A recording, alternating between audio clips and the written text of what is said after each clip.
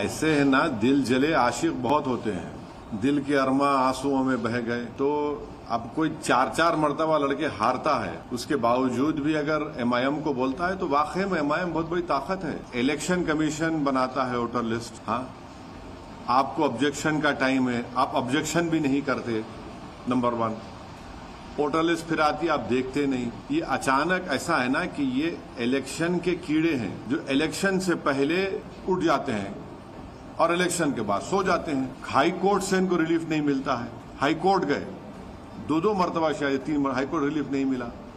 एक साहब तो इनका नाम लेना नामुनासिब है क्योंकि वो कांग्रेस में थे, बीजेपी में चले गए, वो सुप्रीम कोर्ट गए, वहां भी कुछ नहीं हुआ। ये क्या मजाक है। बल्कि इन लोगों ने कंप्लेन दी तो हैदराबाद में बाड़े होते, बाड़े मालूम आप लोगों को? बाड़ा मालूम क्या होता है हैदराबाद में?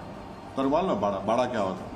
बाड़ा ऐसा होता है कि एक घर होता है, उसमें 4-5 कमरे होते हैं, उसमें लोग रहते हैं, एक फैमिली, 4-4 फैमिली। ये ही हमारे जितने हमारे ये तमाम ये दिल जले मजनू हैं, कंप्लेन दिए। जब इलेक्शन कमीशन की टीम गई, जाकर देखा तो वहां पूरे वोटर थे। ये हर चीज में आप इलेक्शन हार रहे, मैं जिम्मेदार।